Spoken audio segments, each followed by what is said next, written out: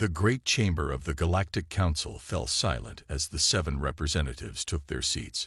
Massive crystalline structures hung from the ceiling, casting rainbow lights across the polished stone floor. For over 3,000 years, these 7 species had ruled the known universe together, bringing peace and order to hundreds of worlds. "We will now hear the report from the Defense Division," announced Head Counselor Drez, his blue scales shimmering under the lights. Commander Gray stepped forward, her tall, slender frame moving with the natural grace of the Voss species. Unlike the other military officers who preferred elaborate uniforms, she wore a simple black suit with just a small silver insignia marking her rank. "Thank you, counselors," she said, her voice clear and steady. 3 days ago, our border sensors detected unusual energy signatures near the outer rim. These readings do not match any known species technology in our database. Counselor Mech, a round-bodied creature covered in fine white fur, leaned forward. "Could it be the drift pirates? They sometimes modify their engines in strange ways." "No, Counselor," Gray replied. "The energy pattern is completely new to us. It appears to be a form of propulsion we have never encountered before." A murmur spread through the chamber. In thousands of years of space exploration, it was rare to find truly new technology. The Council had long believed they had mastered most possible forms of space travel. From the back of the room, an old voice called out, "I request permission to speak." All heads turned to see Elder Toll, one of the oldest scholars in the Council archives. His skin was pale gray, and his 4 arms trembled slightly as he made his way to the center of the floor. Although not officially part of the Council, his kind, the archivist species, were respected for their long lives and perfect memories. "Elder Toll, this is a closed security meeting," said Counselor Drez with a frown. "I would not interrupt if it were not important," Toll insisted. "I believe I know what Commander Gray has discovered." The Council members exchanged glances, then nodded for him to continue. Elder Toll pulled a small device from his robe and activated it. A 3-dimensional image appeared in the air, a series of wave patterns that matched the ones Commander Gray had just shown. "These energy signatures," Toll said, his voice quavering with age, "match exactly the descriptions in the ancient warning texts." Counselor Pax, a crystalline being who rarely spoke, emitted a sound like tinkling glass, their version of laughter. "The warning texts. Those are bedtime stories for younglings." "They are historical records," Toll corrected firmly. "Records of the species that almost destroyed the early Council 12 generations ago. The humans." The chamber erupted in laughter. Even Commander Gray couldn't hide a small smile. "Humans aren't real," said Counselor Mech kindly, as if explaining something to a child. "They're myths created to teach young ones about the dangers of violence and unchecked aggression." Elder Toll shook his head stubbornly. "The stories say humans were small creatures from a distant planet called Earth. They looked harmless but possessed minds that constantly created new weapons. They waged war even among themselves, and when they reached the stars, they fought with any species they encountered. And they could eat anything and breathe fire, and lived inside volcanoes," added Counselor Drez mockingly. "Elder Toll, with all respect for your knowledge, these are clearly fictional beings created as cautionary tales." Toll pointed a trembling finger at the energy patterns. "Then explain this. The warning texts describe exactly these signatures as the mark of human ships." Commander Gray stepped forward again. "While I respect Elder Toll's knowledge, we cannot base military decisions on ancient myths. I recommend sending a scout ship to investigate these signatures properly." "Agreed," said Drez, ending the debate. "Send your best scout team, Commander, but there's no need to raise alarms over old stories." As the meeting adjourned, Elder Toll approached Commander Gray privately. "You think I'm a fool," he said quietly. Gray hesitated, then replied honestly, "I think you've spent too many years reading old texts, Elder. There's no evidence humans ever existed. The oldest members of my species have passed down memories of the human war, Toll insisted. They were real, Commander. And they were dangerous not because they were stronger or smarter than other species, but because they never, ever gave up. Gray patted his shoulder gently. I'll keep an open mind during our investigation. 3 days later, Commander Gray stood in the communications center of Military Base 6, staring at the screen in disbelief. The scout ship she had sent to investigate the energy signatures had gone silent after sending one final message. Something is coming through the darkness. Massive ships, thousands of them. Then, reports began flooding in from the outer colonies. The farming world of Juno had gone silent. The mining station at Cygnus was destroyed. The peaceful settlement on Vega had managed to send one final distress call before all communications ceased. "Show me the Vega transmission again," Gray ordered, her hands gripping the edge of the console tightly. The screen flickered, showing a terrified station manager. Behind him, explosions rocked the facility. They came out of nowhere. He shouted over the alarms. "Weapons like nothing we've ever seen. They're cutting through our shields like they're not even there." "Did you see the attackers?" Gray asked, even though the man in the recording couldn't hear her question. As if in answer, the station manager turned as a massive boom shook the room. His eyes widened in terror. "They're inside. They look almost like..." The transmission cut to static. Commander Gray looked up to find Elder Toll standing in the doorway of the command center. The old archivist's eyes were sad. "It started," he said simply, just as the warning texts said it would. "First the outer colonies, then they'll move inward."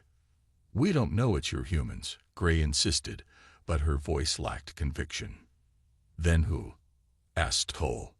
"What other unknown species would suddenly attack without provocation, with technology we've never seen before?" Before Gray could answer, an officer rushed in. "Commander, we've recovered debris from one of the attacking ships that was damaged near Vega." "Show me," Gray ordered. The officer led them to a sealed laboratory where scientists were examining twisted pieces of metal and strange components. The materials gleamed with an unfamiliar luster, and the technology was unlike anything Gray had ever seen. One scientist approached, holding a small device. "We managed to recover this from the wreckage. It appears to be some kind of recording unit." The scientist activated the device, and a holographic image appeared. It showed the interior of a ship, with control panels and stations. Moving between them were bipedal creatures with 2 arms, 2 legs, and hair on their heads. Elder Toll pointed with a trembling hand. "Humans," he whispered, just as the ancient texts described them. Commander Gray stared at the recording, a chill running through her body. The creatures moved with purpose, operating their ship with practiced efficiency. One turned toward the recording device momentarily, revealing a face with 2 eyes, a nose, and a mouth set in a grim expression. "We need to call the council immediately," Gray said, her voice steady despite her racing heart. The myths were real. Humans aren't stories. They are real, and they've returned. As she turned to leave, the lights in the base flickered, and a distant boom shook the floor beneath their feet. "They're here," whispered Elder Toll. "The human war has begun again." The transmission ended abruptly, leaving the chamber in stunned silence. "We need to understand what he was talking about," Gray said finally. "This claim about us trying to wipe them out. Could there be any truth to it?" All eyes turned to Elder Toll. The old archivist looked troubled. "The warning texts mention a conflict, but not an attempted genocide. I need to dig deeper into records even older than those I've consulted." "Do it," ordered Drez. "Meanwhile, we must prepare our defenses." 3 days later, Gray stood in a laboratory on Military Base 6, watching scientists examine a large piece of recovered human technology. It appeared to be some kind of weapon, sleek, black, and somehow menacing even though it was damaged and inactive. "Anything?" she asked the lead scientist, an Arvin named Dr. Kell, whose species was known for their technical brilliance. Dr. Kell's 4 hands moved rapidly over the device, his compound eyes blinking in patterns that indicated deep concentration. Incredible, he admitted. The way they've harnessed quantum fields is unlike anything I've seen. Our best weapons use fifth-generation particle acceleration. This is at least 5 generations beyond that. Can we replicate it? Gray asked. Dr. Kell's eye blinks showed amusement. Not without 100 years of research, maybe more. Gray's communication device beeped. It was Elder Toll. I found something, the old archivist said, his voice tight with tension. You need to come to the Deep Archives immediately. The Deep Archives were located beneath the council building, in chambers rarely visited. The air was stale, and the lighting dim to protect the ancient physical records stored there.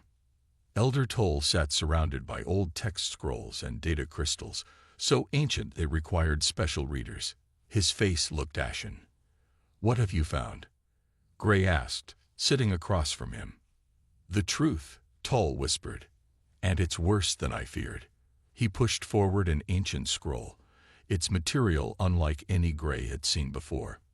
This is a record from the Keltar, one of the original council species, Toll explained. They were the dominant power about 12 generations ago. The Keltar? They'd been extinct for centuries, Gray said. Yes, and now I know why. Toll's hands trembled as he pointed to the scroll. According to this record, the Keltar encountered humans 900 years ago. The humans were just beginning to explore beyond their solar system, with primitive but quickly advancing technology. What happened? Gray asked, though something in her gut told her she already knew. The Keltar deemed humans dangerous, not because of their current capabilities, but because of their potential. They developed rapidly, faster than any species the Keltar had encountered. And they were, Toll searched for the word, adaptable, unpredictable. The Keltar military leaders became convinced that humans would eventually threaten their dominance. So, Gray prompted when Toll fell silent. So the Keltar decided on a preemptive strike. They attacked the human homeworld, Earth, and their colonies. According to this record, they deployed planet-killer weapons. The operation was reported as a complete success. Gray felt cold, but clearly it wasn't. The humans survived somehow. Elder Toll nodded slowly. And they never forgot. They've spent centuries rebuilding, advancing, and planning their return. A distant alarm began to sound. Gray's communication device lit up with urgent messages. What is it? Toll asked. Gray looked up, her face grim. A massive human fleet has just appeared in the Centauri system. They've completely overwhelmed our defenses there. Centauri. Toll's eyes widened. That's only 2 jumps from the council homeworlds. Yes, Gray said, rising to her feet. They're no longer targeting just outposts. They're coming for the heart of the council. She looked down at the ancient scrolls. And based on what you found, I'm not sure I can blame them. The Centauri system had fallen in less than a day. Commander Gray watched the holographic display with a growing sense of despair as the human fleet moved methodically through council space.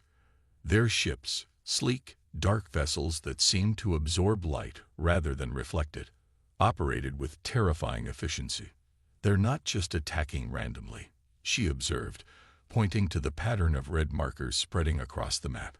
They're targeting specific systems. Councillor Drez nodded grimly. Military bases, shipyards, communication hubs. They know exactly where to hit us. The council chamber, once a place of calm deliberation, had been transformed into a war room. Displays showed real-time battle data, and officers rushed in and out with updates. The other 6 councillors attended via secure hologram, their images flickering occasionally as human attacks disrupted communication networks.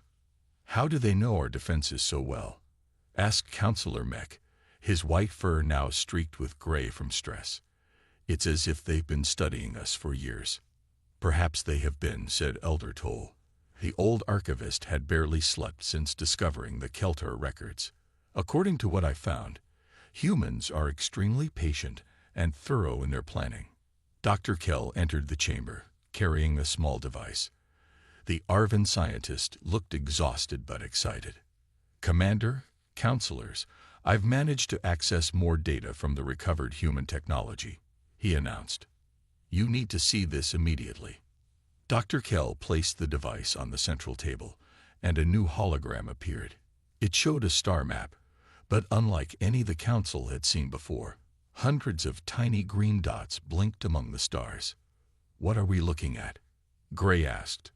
"Observation posts," Dr. Kell explained. "Thousands of them, hidden throughout Council space. Some appear to have been in place for centuries. They've been watching us, recording our communications, studying our technology, mapping our defenses."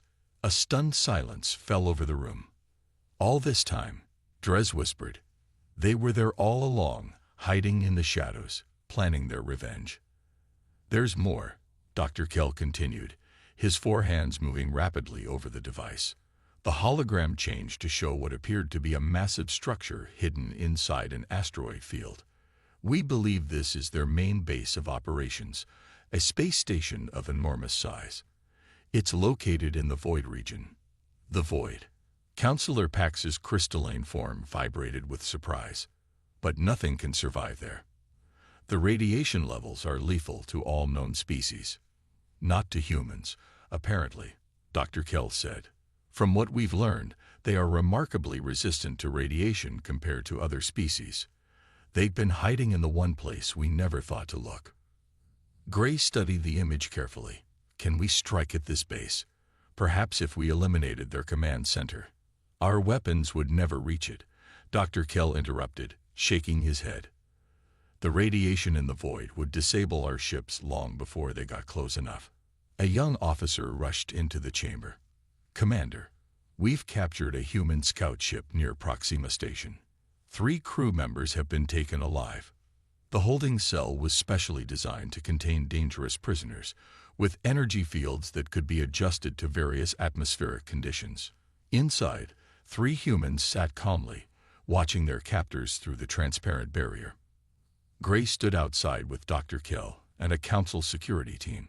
She studied the humans with intense curiosity. 2 males and 1 female, all wearing the same dark uniforms with silver insignias. They looked so ordinary, so physically unimpressive compared to many Council species. Yet these creatures had brought the mighty Galactic Council to its knees in less than a week. "Have they said anything?" Gray asked the security chief. "Nothing, Commander. They haven't even asked for food or water." Gray approached the cell. "I am Commander Gray of the Galactic Defense Force. Why has your species attacked us?" The female human stood and approached the barrier. She was shorter than Gray, with pale skin and hair the color of fire. "I am Lieutenant Wren," she said, her voice steady. "We haven't attacked you. We've reclaimed what was ours." "You've destroyed peaceful colonies," Gray countered. "Killed innocent people who knew nothing of any conflict between our species." "Just as the Keltar did to us," Wren replied, her eyes cold. "They didn't distinguish between military targets and civilian ones when they burned our homeworld." Dr. Kell stepped forward. "The records indicate that attack was 900 years ago. How could your species remember, let alone survive such destruction?" Lieutenant Wren smiled slightly. "Doctor, your council believed humans were myths for a reason. We're very good at surviving against impossible odds. It's what we do best. The Keltar records claim they rendered Earth uninhabitable," Elder Toll said, entering the holding area slowly with his walking stick. Yet humans clearly survived. The 3 humans exchanged glances, seeming to communicate silently. "They did destroy Earth," Wren admitted finally. "But by then, not all humans lived on Earth. We had small colonies on Mars, on moons of Jupiter and Saturn, and a few interstellar ships that had just begun exploring nearby stars. When Earth fell, those survivors went into hiding." "For 900 years?" Gray asked skeptically. "At first, we just tried to survive," Wren explained. "We built hidden bases in asteroids, in radiation belts where your sensors couldn't detect us. We salvaged what technology we could and developed new tech in secret. We watched and learned. and plotted revenge. Elder Toll added softly. Wouldn't you? One of the male humans spoke up, his voice deep with anger. They tried to wipe us out without provocation, simply because they feared what we might become. And now? Gray asked. What do humans want now? Total destruction of the Council. Genocide in return for genocide. Lieutenant Wren shook her head. Admiral Stone will explain our terms, but we don't operate like the Kelter did. We could have annihilated your homeworlds in a surprise attack, just as they tried to do to us. Instead, we've targeted military installations and given civilian populations time to evacuate. Gray had to admit this was true. Despite the humans' overwhelming military advantage, civilian casualties have been relatively low. How did you advance your technology so quickly? Dr. Kell couldn't contain his scientific curiosity. Your weapons and ships are centuries beyond what we can produce. Lieutenant Wren actually smiled. Necessity and isolation. When you're fighting for your species' survival with limited resources, you learn to innovate or die. And we've had centuries to focus solely on preparing for this moment. And to study us, Gray added. Wren nodded. Every transmission you've sent, every new technology you've developed, every defense system you've built, we've watched and learned from all of it. The holding cell suddenly dimmed as the station's power fluctuated. Alarms began to sound. Gray's communication device activated. Commander, a human fleet has entered the system. They're demanding we surrender the prisoners. Gray looked at Lieutenant Wren, who didn't seem surprised. They tracked you here, Gray realized. Of course, Wren replied calmly. No human is ever truly alone. Admiral Stone doesn't leave his people behind. The station shuddered as something impacted its shields. That was a warning shot, Wren said. The next one will cut through your shields like they're not even there. I suggest you release us now. Gray looked at Elder Toll, whose ancient eyes held a deep sadness. The cycle of revenge continues, the old archivist said quietly, just as it has since the beginning of time. It doesn't have to, Lieutenant Wren said, surprising them. Admiral Stone doesn't want to destroy you. He wants justice, acknowledgement of what was done to us, and a new beginning. Another impact rocked the station, harder this time. Warning lights flashed throughout the holding area. Gray made her decision. Release them, she ordered the security team, and prepare a communication channel to Admiral Stone's ship. It's time we talk directly. As the energy barrier lowered, Lieutenant Wren stepped forward and looked Gray directly in the eyes. You know, she said quietly, in the old human stories, sometimes enemies became allies when they found a common truth. And what truth is that? Gray asked. That survival is more important than pride, Wren answered. And that the past, no matter how painful, cannot be allowed to destroy the future. Dr. Kell leaned forward, his compound eyes blinking rapidly. Admiral, if I may ask, how did humans survive the Keltar attack? Our recovered records indicate they deployed planet-killer weapons against Earth. A heavy silence fell over the room. Admiral Stone exchanged glances with his officers before answering. They did destroy Earth, he said finally, his voice tight with old pain. 80% of humanity died in a single day. But we had small outposts throughout our solar system, research stations on Mars, mining operations in the asteroid belt, a few early colonies on the moons of Jupiter and Saturn. There were also 7 deep space vessels that had just begun exploring nearby stars. Stone walked to a control panel and activated a holographic display. An image appeared of a small blue-green planet, Earth as it once was. The image shifted to show the same world devastated, its oceans boiled away, its surface blackened. The survivors were scattered, desperate, and few in number. Stone continued. But humans have one trait that has served us well throughout our history. We refuse to die. The remaining colonies went dark, shutting down all transmissions that might reveal their locations. They moved deeper into the shadows of the solar system. And then, Gray prompted when Stone paused. Then we rebuilt, he said simply. Slowly, in secret, we developed technology specifically designed to hide from Council sensors. We learned to live in environments no other species would think to look. Inside radiation belts, in the atmospheres of gas giants, within asteroid fields. That explains how you survived initially, Dres said, but how did you advance so far beyond us technologically? Your weapons and ships are centuries ahead of our best designs.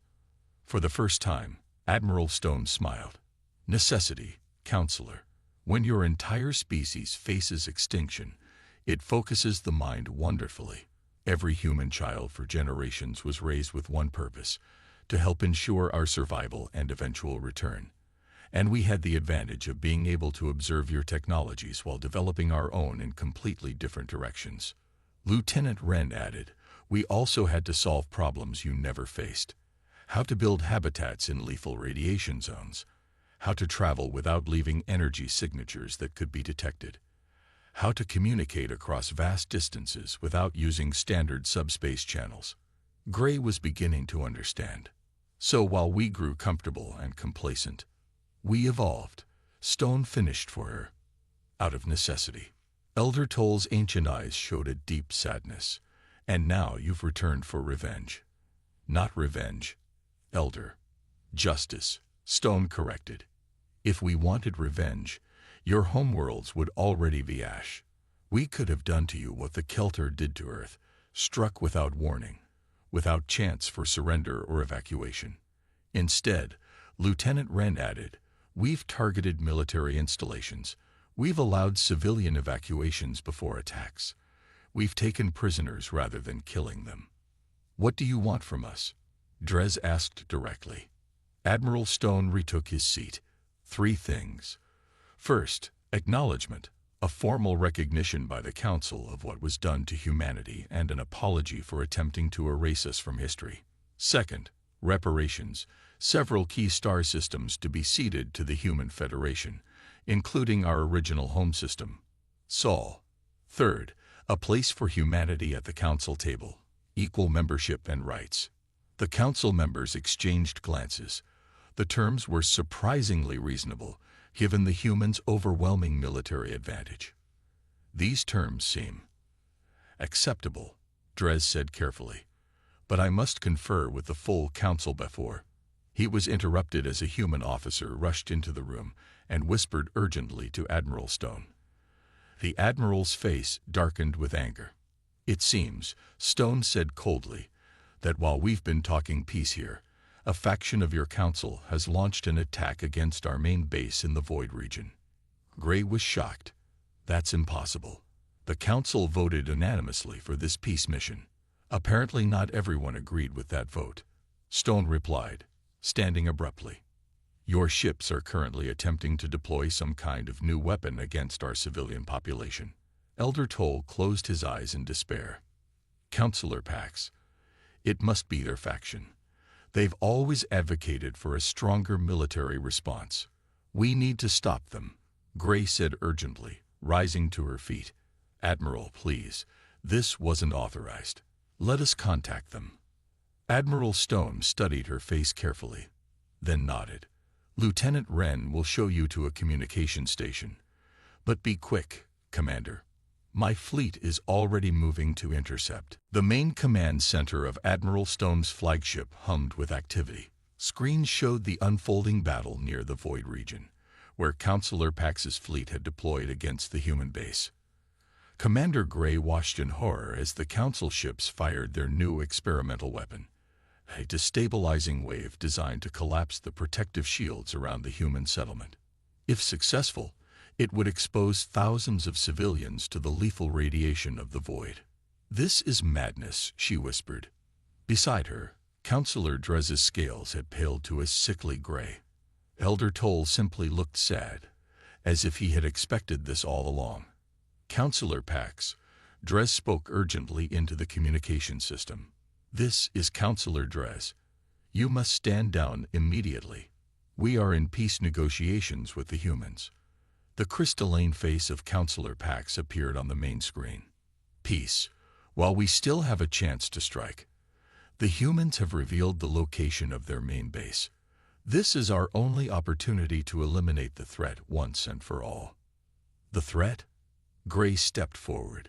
These are civilians, families, children. They are humans, Pax replied coldly. The ancient texts were right. They are too dangerous to be allowed to exist. The Keltar understood this. Admiral Stone stood silently, watching the exchange. His face showed no emotion, but Lieutenant Wren beside him clenched her fists in barely contained fury.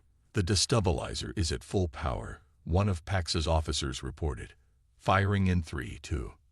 The screen suddenly flashed white, then returned to normal. The Council ships remained where they were, but the weapon had disappeared completely. What happened? Pax demanded.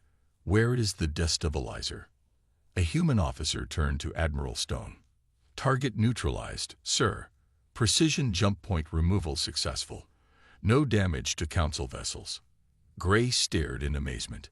The humans had somehow removed just the weapon from space without harming the ships that carry it. Admiral Stone finally spoke, his voice perfectly calm. Counselor Pax, that was your only warning. Your ships have exactly 60 seconds to retreat from the void region before we respond. You're bluffing, Pax sneered. If you could destroy us, you would have done so already. Stone sighed. I had hoped to avoid further bloodshed. Lieutenant Wren, initiate Defense Protocol 6. Yes, Admiral, Wren replied, tapping commands into a nearby console.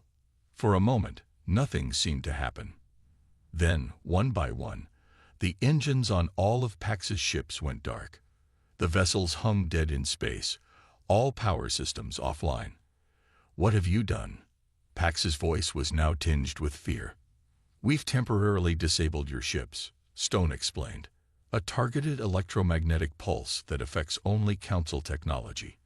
Your life support systems will continue to function, but nothing else will work for the next 24 hours. By then, this conflict will be resolved one way or another. He turned to Drez. Now, Counselor, shall we continue our negotiations, or would you prefer to follow Pax's example? Peace, Drez said firmly. The full Council will accept your terms. Admiral Stone, I give you my word. 3 weeks later, Commander Gray stood in the newly renovated Council chamber. The traditional 7 seats had been expanded to 8, with a new position added for the Human Federation. The room was packed with representatives from across the galaxy, all gathered to witness this historic moment. After centuries of believing humans were merely legends, the galaxy was about to welcome them officially into the Galactic Council. It's impressive how quickly they've integrated, Dr. Kell commented, standing beside Gray. The Arvan scientist had spent the past weeks working closely with human researchers, exchanging knowledge. Humans adapt quickly, Gray replied. It seems to be their defining trait. The great doors opened, and Admiral Stone entered, now wearing a formal diplomatic uniform instead of his military attire. Behind him came a delegation of humans representing various aspects of their society. Scientists, artists, engineers, and civilian leaders. Elder Toll approached them, leaning heavily on his walking stick. The old archivist looked tired but pleased. I've completed the new historical records, he told Gray quietly. The full truth of what happened between the Keltar and humanity, along with the events of the past month. No more myths or legends, just facts. Good, Gray nodded. Future generations should know the truth, no matter how uncomfortable. The chamber fell silent as head counselor Drez stood to speak. Counselor Pax was noticeably absent. After the failed attack, Pax's faction had been removed from power and placed under investigation. Today marks a new chapter in galactic history, Drez began. On behalf of the Galactic Council, I formally acknowledge the crimes committed against humanity by the Keltar species. We cannot undo the past, but we can ensure a better future. He turned to Admiral Stone. As agreed, the Sol system and 6 other contested star systems are hereby recognized as sovereign territory of the Human Federation.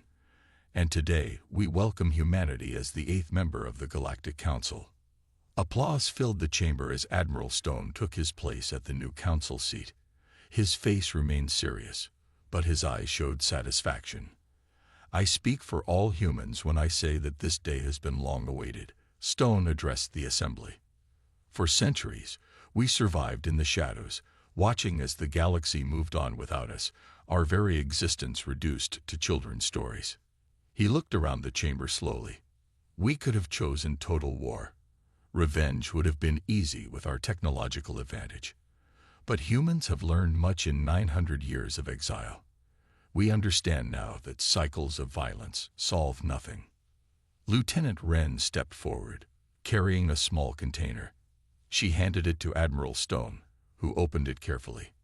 "As a gesture of our commitment to this new beginning," Stone continued, "the Human Federation offers to share certain technologies with the Council: medical advances, shield improvements, and cleaner energy sources. Not weapons, not yet. Trust must be earned on both sides." Later, as the formal ceremonies concluded, Gray found herself walking with Lieutenant Wren through the gardens outside the council building. "What will you do now?" Gray asked. "Return to military service." Wren smiled, shaking her head. "No. I've accepted a position as a liaison officer here. Someone needs to help the council understand humans, and vice versa." "There's still much mistrust to overcome," Gray noted. "Of course," Wren agreed. 900 years of history can't be erased in 3 weeks. But it's a start." They paused at a viewpoint overlooking the capital city, where humans now walked freely among the other species. "Elder Toll found something interesting in his research," Gray said after a moment. "The Keltar attacked humanity not just out of fear of your potential, but because of something specific they discovered about Earth's history." "Oh." Wren raised an eyebrow. "Apparently, humans were the only known species to develop nuclear weapons and then choose not to destroy themselves with them. The Keltar found this concerning." "Concerning?"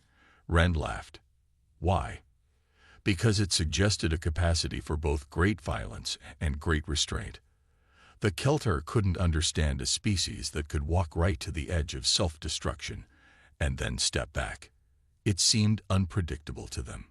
"And now?" Wren asked. Gray looked out at the city, where the future of the galaxy was taking shape. "Now we understand that's precisely what makes humans valuable to the Council. You see possibilities that we don't, both good and bad. You imagine things that we would never think of, including weapons that crashed through the stars," Wren said quietly. "Yes," Gray admitted, "but also including peace when war would have been easier." As night fell, lights came on across the city. Among them were new lights, human establishments and homes, adding their glow to the galactic community that had once thought them nothing more than stories. "To think," Elder Toll had said earlier that day, "we feared humans for so long because the stories painted you as monsters. But the real monster was fear itself. Fear of the unknown. Fear of what is different." Now, looking at the blended lights of the city, Gray understood that the old archivist was right. The stories had been just that, stories. The reality of humans was far more complex, far more interesting, and ultimately far more hopeful than any myth could capture.